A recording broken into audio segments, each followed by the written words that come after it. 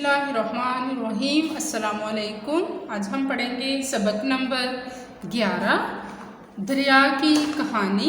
नज़म है, पढ़ाई करेंगे हम सफ़ा नंबर 66 और 67 से। किताब से देखिए। दरिया की कहानी, खास अल्फाज रवानी, चाक, दाग, सस्ताना, अफसाना, खुशहाली। सुनाता हूँ तुम्हें अपनी कहानी, मैं दरिया हूँ, मेरी ताकत है पानी, मेरी पहचान है मेरी रवानी, ना थकने दे मुझे मेरी जवानी, मैं दरिया हूँ, मेरी ताकत है पानी। सुनाता हूँ, बयान करता हूँ, कहानी, अफसाना, दास्तान, ताकत, जोर, कुव्वत, रवानी, रवा दवा, जारी और सारी, थकने दे, सुस्त होने दे।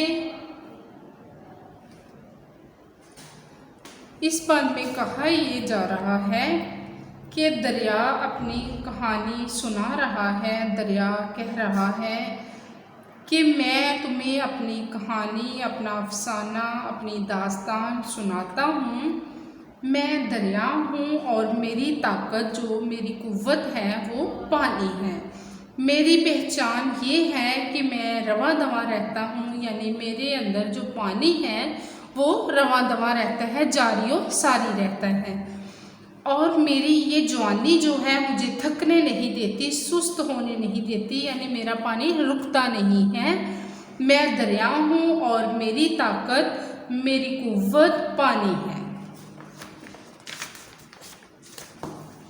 चट्टानों को किया है चाक मैंने, पहाड़ों को किया है खाक मैंने, किया है राह गुज़र को पाक मैंने, बिठाई है ज़मीन पर धाक मैंने, मैं दरिया हूँ, मेरी ताकत है पानी।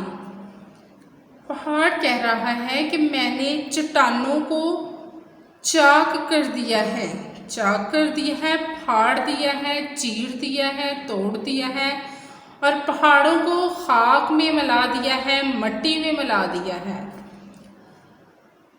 किया है राह गुज़र, कि मैंने राह गुज़र जो है, रास्ता है, उसको मैंने पाक कर दिया है, साफ कर दिया है। बिठाई है ज़मीन पर दाग मैंने ज़मीन पर अपना एक रोब कायम कर दिया है, एक दबदबा कायम कर दिया है। मैं दरिया हूँ, मेरी ताकत है पानी, मैं दरिया हूँ और मेरा ज़ोर, मेरी कुव्वत पानी है। प्यारे बच्चों, हमारी पढ़ाई यहाँ तक है। अल्फाज मायने देखिए। कहानी, अफसाना, दास्तान, रवानी, किसी चीज़ का जारी होना, ताकत, कुव्वत, जोर, थकना, सुस्त हो जाना, चाक, फाड़ना, चीरना, राह गुज़र, रास्ता, दाग, मट्टी, खाक, मट्टी, दाग, रोब। सवाल नंबर 2 है, चट्टानों को चाक करने से शायर की क्या मुराद है?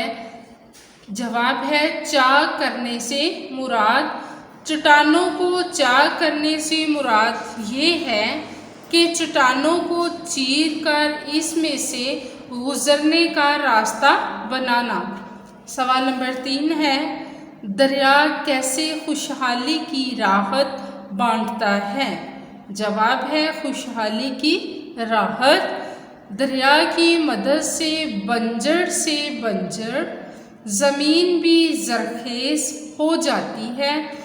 इस ज़मीन पर फसलें और अनाज उगता है, जिससे लोगों में खुशहाली आ जाती है। इसके बाद हम पढ़ेंगे किताब से। सवाल नंबर 2 है, सफ़ा नंबर 68 से। सवाल नंबर 2, नज़म, दरिया की कहानी में से लिए गए दर्ज झैल अल्फाज की मदद से जुमले मुकम्मल करें। यहाँ पर हमें अल्फाज दिए गए हैं रवानी, चाक, दाग, हरियाली, जरखेज़ी, राहत, सस्ताना, अफसाना।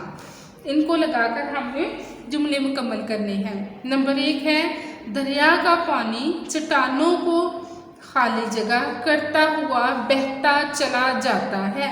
तो खाली जगह में क्या है? चाक। दरिया का पानी चट्टानों को चाक करता हुआ बहता चला जाता है। नंबर 2, दरिया हमारी ज़मीन की खाली जगह में इजाफा करते हैं। तो खाली जगह में क्या आएगा? जरखेज़ी। दरिया हमारी ज़मीन की जरखेज़ी में इजाफा करते हैं। नंबर 3, हमारी फसलों की खाली जगह का दारोमदार ज़्यादातर दरिया के पानी पर होता है। हमारी फसलों की हरियाली क्या है? हरियाली का दारोमदार ज़्यादातर दरिया के पानी पर होता है। नंबर 4, सच्चाई हकीकत है मगर कहानी खाली जगह हो सकती है। सच्चाई हकीकत है मगर कहानी अफसाना हो सकती है। नंबर 5, दरिया का पानी लगातार चलता है, खाली जगह इसकी फितरत में नहीं। तो क्या है? सस्ताना। खाली जगह में क्या आएगा? सस्ताना।